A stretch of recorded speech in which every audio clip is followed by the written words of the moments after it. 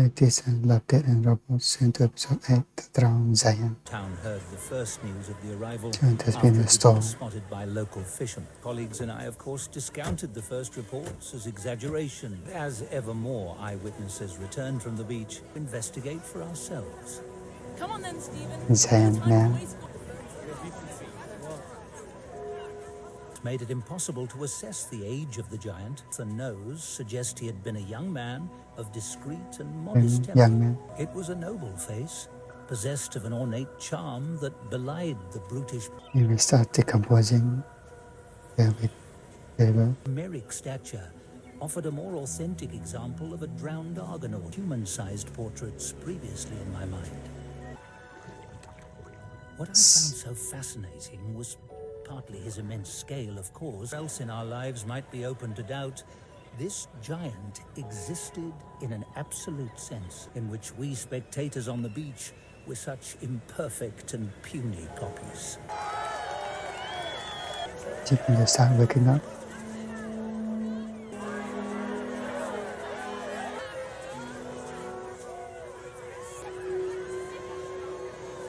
And just a tourist place.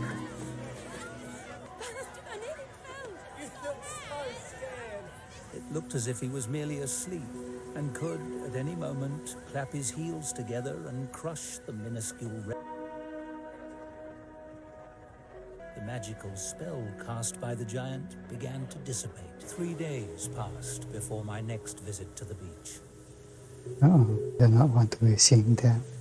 Delegated the task of keeping the giant under observation to me. Nothing morbid about this. Was still alive for me. More alive than many of the people around me.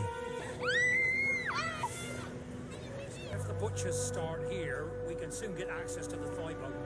Going to be some overtime getting this done. In a cut. Deliberately postponed my visit until late afternoon, hoping that I'd find fewer people on the beach. Prolonged immersion in seawater and the tumefaction of his tissues, hinting at the growing corruption to come.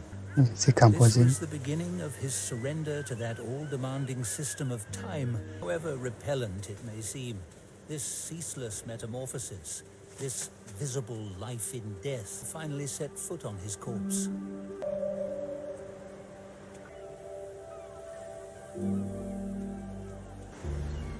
This new perspective made me more aware of the last physical agonies of the painful for his unawareness of them.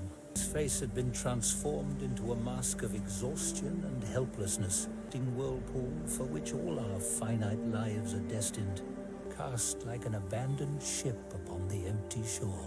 2 days had passed while I struggled to overcome my reluctance to witness the end of this magnificent illusion. These insults to the giant's body made him appear more human to me, but that weakness has released a sudden flood of repressed spite, elation of the colossus by the tiny creatures around it, that the head had been removed.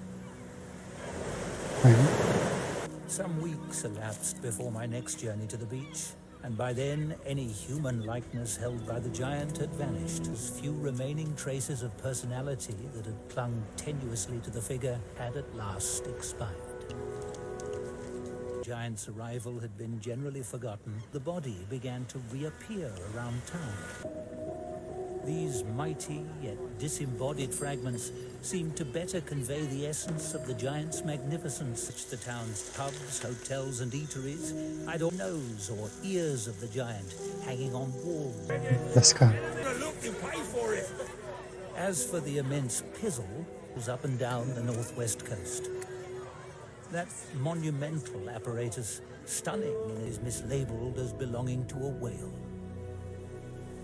To the storm, now remember him, if at all, as merely a large sea beast, a colossus striding through the streets of town, picking up the fragments of himself into the sea. The same thing.